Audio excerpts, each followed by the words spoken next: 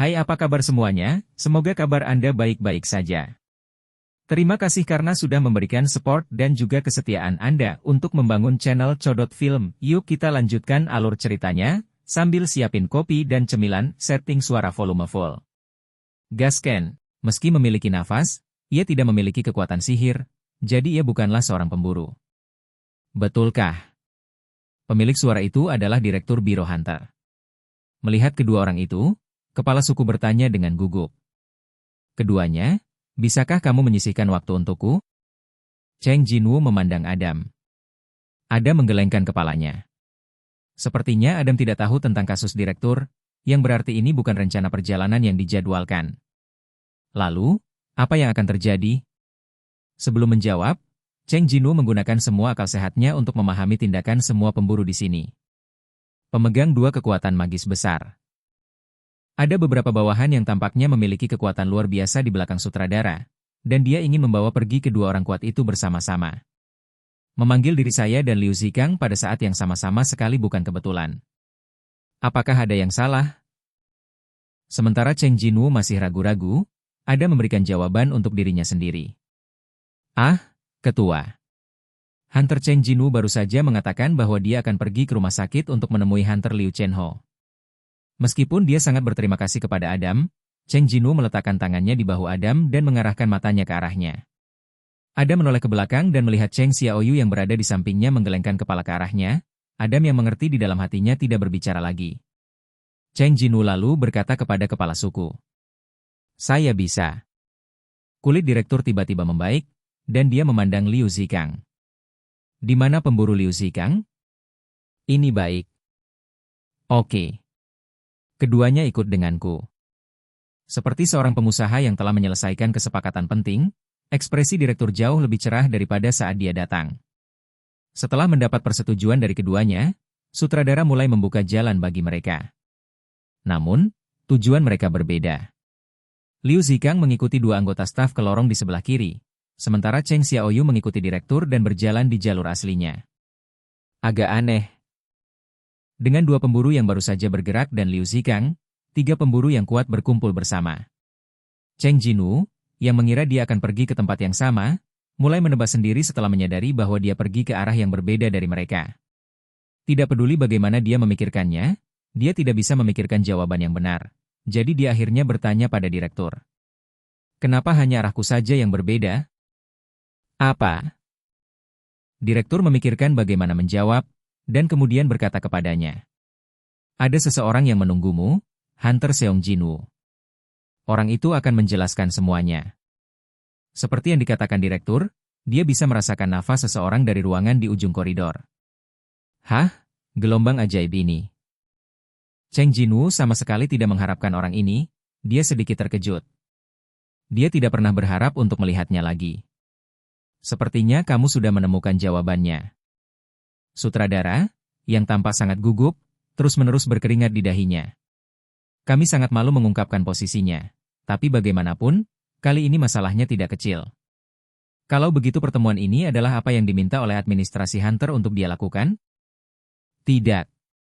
Dia sendiri yang memintanya, mengatakan bahwa dia ingin bertemu denganmu. Klik. Setelah kepala suku membuka pintu, mata Cheng Jinwoo bertemu dengan seorang wanita kulit hitam yang sedang menunggunya. Lama tidak bertemu, Hunter Cheng Jinwoo. Ya, Nyonya Sino. Pemutakhiran Norma Sano. Terbangun dengan kemampuan khusus. Meski sudah lama, matanya sama seperti di masa lalu. Juga diperintah oleh rasa takut. Dia bisa membaca ketakutan yang intens di mata Madam Sino yang menatap langsung ke arahnya. Meski begitu, dia masih ingin melihatnya. Apa yang membuatnya, yang penuh ketakutan, bertindak seperti ini? Cheng Jinwoo tiba-tiba menjadi tertarik. Aku tidak berharap Nyonya datang ke sini lagi. Ia duduk berhadapan dengan Nyonya.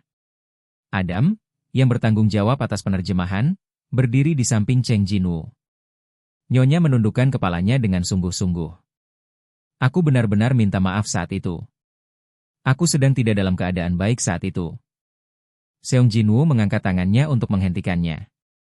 Dia tidak mau secara spesifik menyebutkan apa yang terjadi saat itu, apalagi mendengar permintaan maafnya. Madam Sino melirik sutradara. Direktur dengan ekspresi serius yang sama mengangguk. Nyonya Shino, yang ragu-ragu untuk berbicara, tampaknya telah mengambil keputusan. Nyonya Shino berkata dengan cemas. Aku mengalami mimpi yang sama akhir-akhir ini. Meskipun dia tidak terlalu percaya diri dengan interpretasi mimpi, dia jelas tidak menyebut dirinya untuk memahami mimpi. Mimpi macam apa ini? Setiap malam, pemburu terkuat terlihat sedang diburu oleh seseorang. Seseorang yang berburu pemburu. Intuisi Cheng Jinwoo memberitahunya bahwa masalah ini sama sekali tidak ada hubungannya dengan dia. Dan kemudian mimpi itu akan menjadi kenyataan dalam beberapa hari. Mungkinkah itu Christopher? Nyonya Shino mengangguk. Direktur terus menjelaskan apa yang dikatakan istrinya. Kami juga memperingatkan Tuan Christopher, tetapi dia tidak mendengarkan kami. Hasil akhirnya adalah, Anda juga harus mengetahuinya. Kematian Christopher Reed dilaporkan secara rinci pada pertemuan hari ini. Madam Shino berkata dengan suara bergetar. Para pemburu kuat yang mendukung dunia akan mati satu demi satu. Mereka yang memburu para pemburu tidak akan berhenti. Jadi satu. Setelah tenang, Cheng Jinwoo bertanya dengan lembut. Bu, kamu juga ingin aku berhati-hati? Tidak. Nyonya Shino menggelengkan kepalanya dengan kuat. Bukan peringatan, apa itu? Cheng Jinwoo memberikan tatapan bertanya. Aku ingin kamu melindungi para pemburu. Nada Madam Shino cukup tulus. Bab 197 Perang. Menyerah. Itu adalah kalimat yang tidak pernah saya pikirkan akan keluar dari mulut saya lagi. Thomas mengingat kejadian itu di benaknya, dan kemudian membuka matanya. Yang menarik perhatian adalah konfigurasi bangsal atas. Kapan terakhir kali aku berada di rumah sakit? Berbeda dengan Cheng Jinwoo yang memperlakukan rumah sakit sebagai halaman belakang rumahnya sendiri setelah menjadi pemburu. Sejak menjadi pemburu, Thomas sama sekali tidak pernah ke rumah sakit. Siapa yang mengira bahwa pemburu yang berada di bagian bawah level di awal dan pemburu yang berada di atas sejak awal akan bertabrakan dengan hasil seperti itu? Tentu saja, terlepas dari masa lalu Cheng Jinwoo, orang yang paling terkejut dengan akhir cerita ini adalah Thomas Andre sendiri. Benar-benar hilang. Sebuah suara dari samping menarik perhatiannya, dan Thomas yang pucat berdiri. Klik, klik. Saat dia duduk, suara mengetik di keyboard berhenti. Thomas melihat ke sana. Tidak terlalu jauh, agen Laura dari Scavenger Guild sedang duduk di sana. Mungkin dia sedang bekerja, tangannya bertumpu pada keyboard. Apakah kamu bangun?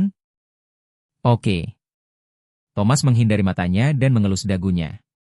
Tidak peduli berapa lama janggutnya tumbuh, dia bisa memprediksi berapa lama waktu yang dibutuhkan. Haruskah saya senang? Sepertinya tidak akan lama lagi. Sehari atau lebih? Ya. Setelah kembali kepadanya sebentar, Laura melanjutkan. Pada pemeriksaan status awal, dokter juga mengatakan Anda mungkin tidak akan bangun selama beberapa minggu. Ini cukup untuk menunjukkan betapa buruknya Thomas saat itu. Oke guys, jangan lupa like, comment, share, and subscribe di channel Codot Film. See you next video, peace out and bye-bye.